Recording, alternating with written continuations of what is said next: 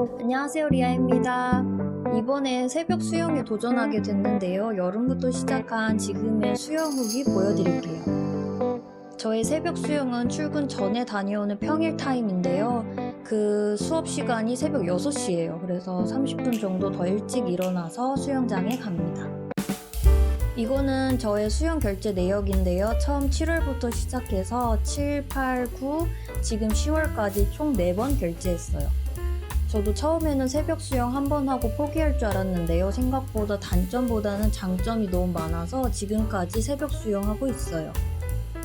새벽반 등록할 때에는 영법을 다 구사할 수 있는지 여쭤보시더라고요. 다행히 저는 잘은 못하지만 저변까지 배웠던 터라 새벽반을 등록할 수 있었어요.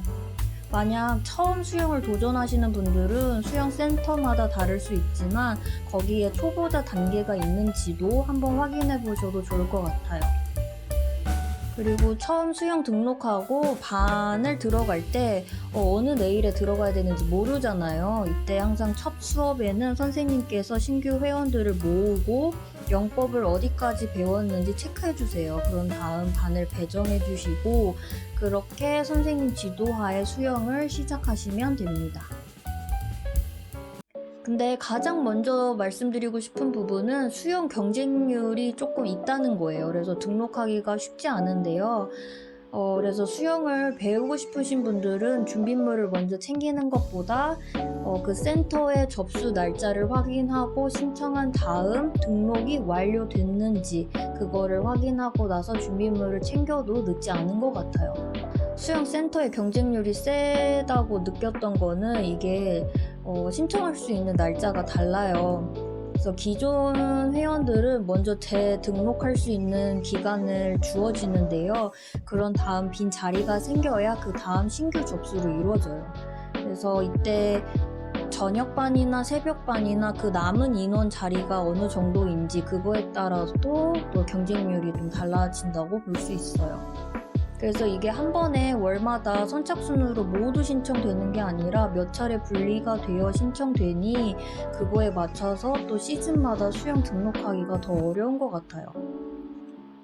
하지만 한 번 수영을 등록하게 되면 그 다음부터는 우리끼리 기존 회원들끼리 편안하게 재등록할 수 있는 기간을 줘서 조금 좋다는 점이에요. 그래서 저도 처음에 들어갈 때에는 조금 힘들었지만 한 번 등록하고 나니 알아서 재신청도 할 수 있고 그 이후부터는 좀 편했던 것 같아요.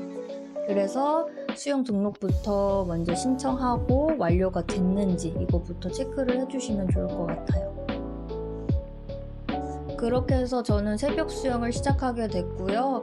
결론부터 말씀드리자면 아침에 일어나는 건 지금도 힘들지만 수영해보니 정말 뿌듯하고 성취감이 어마어마한 것 같아요. 그것 때문에 지금도 하고 있지 않을까 싶어요. 이거는 저의 수영 가방이고요. 너무 힘들 때는 이렇게 커피 하나씩 챙겨가서 수영해주고 마시고 있어요. 그리고 새벽에 일찍 일어나기 위해서는 밤부터 준비를 할 수밖에 없는데요. 진짜 새벽에 너무 늦게 자버리면 아무리 알람이 울려도 몸 자체가 일어날 수 없는 컨디션이 되더라고요. 그래서 11시나 12시에 최대한 자는 습관이 생겼고 그렇게 지금의 저만의 규칙적인 수면 패턴이 생긴 것 같아요.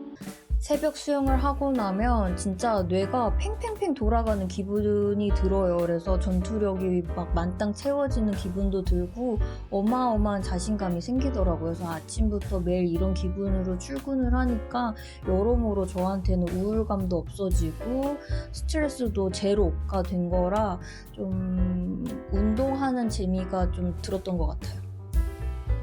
다만 물안경과 수영 모자가 눌린 자국이 있기 때문에 아침 출근할 때 살짝 너구리가 될 수 있다는 점이에요. 그래서 중간중간 수영 쉴 때에는 최대한 물안경을 좀 벗고 있는 편이에요.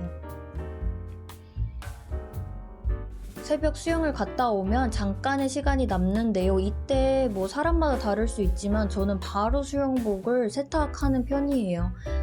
중성세제인 울 샴푸를 넣고 수영장 물을 빼주는 작업을 하는데요. 이거는 3분에서 5분 오래 걸리지 않기 때문에 그냥 휘리릭 하고 출근 준비를 하고 있습니다.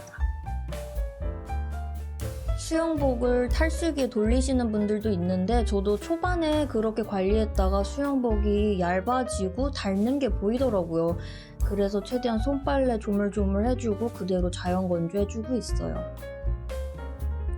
그렇게 출근을 하면 뭐 기분도 좋고 스트레스도 없고 엄청 전투력이 상승되지만 오후 때는 조금 피곤함이 쌓이긴 해요. 그리고 출근 후 집에 돌아오면 또 수영 갈 때 필요한 물품들을 준비해 주는데요. 수영 갈 때 샴푸 한 통, 뭐 린스 한 통 이렇게 들고 가면 너무 무거우니 이렇게 여행용 키트로 소분해서 챙겨가고 있어요.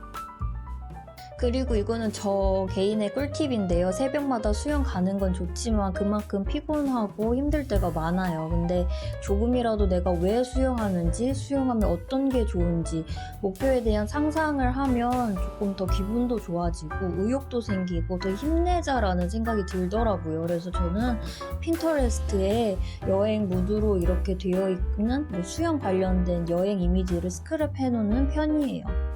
그래서 내가 해외여행을 갔을 때에 한국에서 볼 수 없는 이색적인 바다 풍경과 열대어 뭐 이런 무드가 있잖아요. 물속에서의 자유로움을 더 누려볼 수 있겠구나 이런 무드로 계속 좋은 상상을 하면서 지금도 새벽 수영을 할 수 있는 이유들을 만들면서 가고 있는 것 같아요. 그리고 넷플릭스 수영 다큐도 많더라고요. 이거는 프리다이빙 다큐멘터리인데요. 실화 기반으로 세계 기록 세우는 과정들을 볼 수 있어요.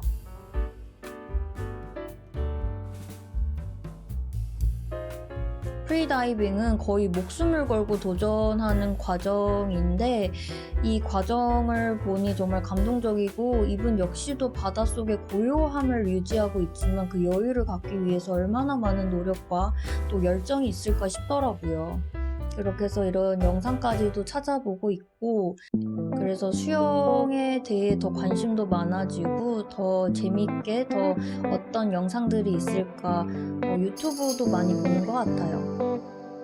그렇게 수영에 대한 애착과 열정이 쌓이면서 새벽 수영 외에도 또 갈 수 있는 시간이 남는다면 다른 일은 하지 않고 바로 또 자유 수영하고 저만의 시간을 가지려고 노력하고 있어요.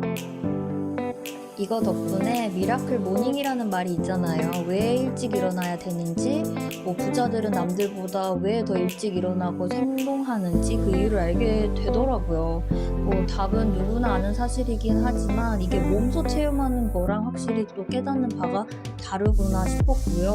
저도 이번에 새벽 수영을 통해서 더 일찍 일어나고 규칙적인 수면 패턴으로 불필요한 요소들이 많이 없어졌어요. 그래서 집중할 수 있는 시간이 늘어났고 할 수 있는 일들이 더 많아지게 됐어요. 그러니까 일찍 일어난 만큼 시간이 더 많아졌고 시간을 쓰는 집중력도 더 높아졌다고 보시면 됩니다. 체력적으로 물론 피로감이 따라오지만 시간 대비 집중도가 높아져서 성취감이나 이런 의욕까지도 매우 만족스러운 요즘이에요. 다음에도 더 알찬 후기 가지고 올게요. 오늘의 저의 새벽 수영 일기 도움이 되셨으면 합니다. 다음에 또 만나요.